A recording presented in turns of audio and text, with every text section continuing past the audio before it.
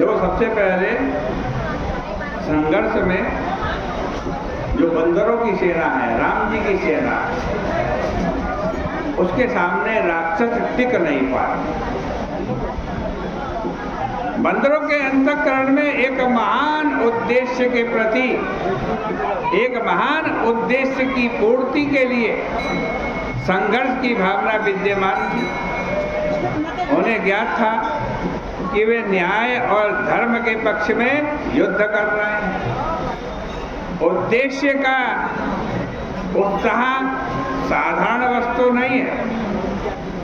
उद्देश्य में पवित्रता होने पर व्यक्ति को युद्ध में अनुचित की अनुभूति नहीं होती। उसे ऐसा नहीं लगता कि मैं कोई अनुचित काम कर रहा हूं, और यह प्रेरणा उसे आगे बढ़ने की शक्ति प्रदान करती है। बंदरों को यह प्रेरणा प्राप्त थी। प्रारंभ में ही मैथिली के अन्वेषण का कार्य सौंपकर उन्हें यह स्मरण दिलाया गया था कि वे महानतम अपहृता जो देवी हैं, सीता जी हैं, उनके उद्धार के कार्य कर रहे हैं। उस समय सुग्रीव ने अपना प्रेरक भाषण इन शब्दों में उन्हें दिया। क्या कहते हैं? सुनो लीला अंगद हनुमाना, जामवंत मति धीर सुजाना, सकल सुभट मिल दक्षिण जाओ। सब वीर मिलकर के दक्षिण दिशा में जाओ। हनुमान जी वो कह रहे हैं, नल नील को कह रहे हैं सुग्रीव। और सीता सोभी पूछहि सब काहू, मन क्रम वचन सो जतन विचारे हूँ, रामचंद्र कर काज सवारे हूँ। भानु पीठ से आई अरु आगी, स्वामी सर्व भाव छल त्यागी। तजी माया से आई परलोका, मिटाई सकल भव संभव शोका। देह धरे कर यह फल भाई, भजई राम सब काम बिहाई। सोई गुण सोई, आज कह रहे हैं, सोई गुणमय सोई बड़ भागी। सोई गुणमय सोई बड़ भागी, जो रघुवीर चरण अनुरागी। देखो, अभियान में उन्हें भगवान राम का सानिध्य सर्वदा सुलभ था। उनके शील स्वभाव से वे अभिभूत हो चुके थे। आंजनेय और अंगद की सफलता ने उन्हें, उनके उत्साह को 100 गुना बढ़ा दिया था। इसलिए उन उत्साही बंदरों के आक्रमण के समक्ष निशाचर सेना टिक नहीं पा रही थी। बंदरों के अनगढ़ आक्रमण के समक्ष राक्षसों के अस्त्र शस्त्र का कौशल व्यर्थ हो गया। उत रावण हित राम दुहाई, उत रावण हित राम दुहाई। जयति जयति जय परी लराई, जयति जयति जय परी लराई।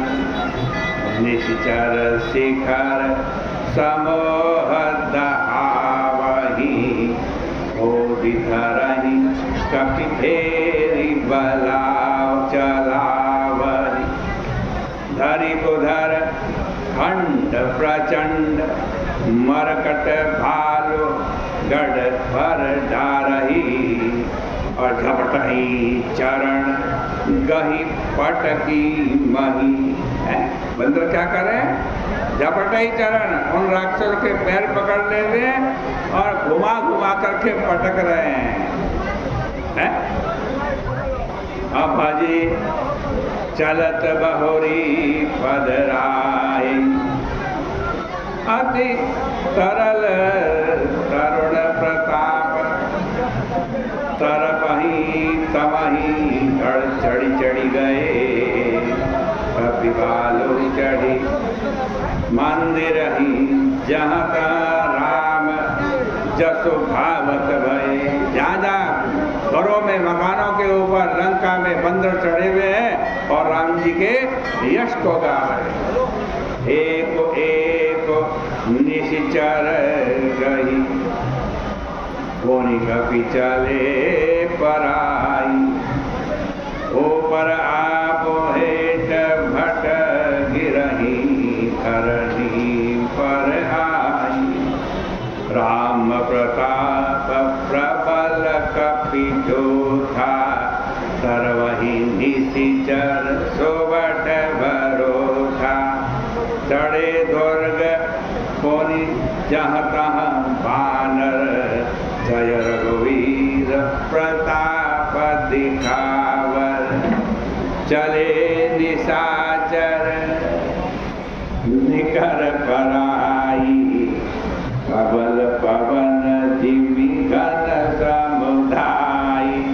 जैसे वायु के प्रबल प्रभाव के समक्ष बादल छिन्न भिन्न हो जाते हैं, वानर वाहिनी के समक्ष निशाचरों की यही दशा हुई है।